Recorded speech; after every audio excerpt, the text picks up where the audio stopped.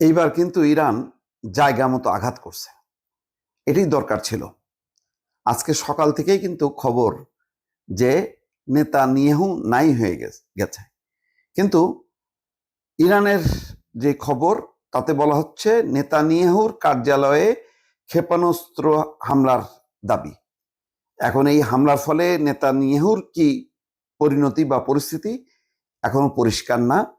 Netanyahu আজকে জনসমক্ষে আসেননি বা তার প্রকাশ্য কোনো তৎপরতা নেই বলে সম্ভবত এই গুঞ্জনটা মানে চাউর হয়েছে যে ওই হামলায় নেতানিয়াহু নাই হয়ে গেছে। দর্শক, কিন্তু বিষয়টা আবারও বলি আপনাদেরকে, এটা একটা প্রাথমিক ধারণা, কিন্তু এটা সত্য, এটা এখনো প্রতিষ্ঠিত হয়নি।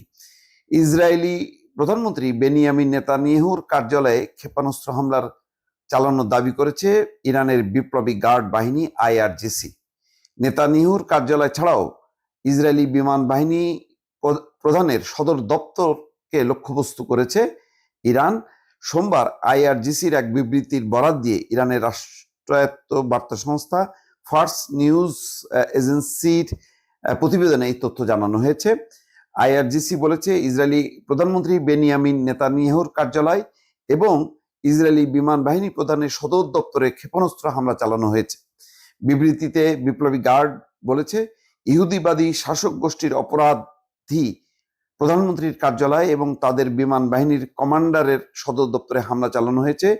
এই হামলায় ইরানের নিজস্ব প্রযুক্তিতে তৈরি খাইবার ক্ষেপণাস্ত্র ব্যবহার করা হয়েছে বলে জানিয়েছে আইআরজিসি। এর পরিণতি ফলাফলকে এখনো পরিষ্কার না। নিশ্চয়ই যদি নেতানিয়াহুর চরম পরিণতি হইতো তাহলে এতক্ষণে হয়তো সারা বিশ্বে খবর ছড়ায় যেত এবং পশ্চিমা গণমাধ্যম হয়তো প্রচার করত। তবে যেহেতু ইরানের পক্ষ থেকে বলা হচ্ছে এর সত্যতা আছে, এখন শুধু কি মানে কার্যালয় ক্ষতিগ্রস্ত হয়েছে, বিমান বাহিনীর প্রধানের সদর দপ্তর ক্ষতিগ্রস্ত হয়েছে, নাকি লোকজন খোয়া গেছে? বিশেষ করে সবচেয়ে এখন সারা মুসলিম দুনিয়ার প্রধান শত্রু নেতানিয়াহু খতম হয়েছে পরিষ্কার না। তবে যদি নেতানিয়াহুর চরম পরিণতি হয়, এইটা হবে ইসলাম বা মুসলিম বিশ্বের জন্য সবচেয়ে বড় আনন্দের খবর এবং এটা একটা নজিরবিহীন একটা ঘটনা হবে নিঃসন্দেহে। কারণ পুরো মিডিল ইস্টের অশান্তির মূলে হচ্ছে ইসরায়েল এবং তার প্রধান হতে হচ্ছে নেতানিয়াহু।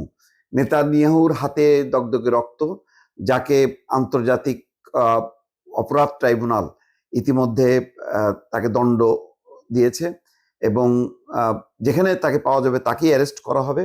গণহত্যার দায়ে তিনি অভিযুক্ত এবং শাস্তিযোগ্য অপরাধ তিনি করেছেন এবং এখন নেতানিয়াহু রক্ত ঝরাচ্ছে খোদ ইরানে এবং সেই ইরানে প্রথম হামলায় প্রায় 150 ছোট ছোট মেয়ে, শিশু মেয়ে যারা শিক্ষার্থী, তারা কিন্তু হত্যার শিকার হয়েছে।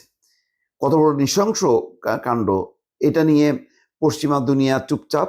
ইসরায়েলও তারা বলছে যে তারা জানেই না এরকম ঘটনা ঘটেছে, অথচ 150 স্কুল ছাত্রী, একেবারে শিশু, তারা নিহত হয়েছে। যাই হোক, এখন এই ঘটনায় অন্তত নেতানিয়াহুর যদি চরম পরিণতি হয় তাহলে একটা বড় ধরনের সান্ত্বনা এবং মুসলিম দুনিয়া উজ্জীবিত হবে এবং ইরানের যারা যুদ্ধ করছে তারা নিঃসন্দেহে তাদের মনোবল বহুগুণ বেড়ে যাবে। দর্শক।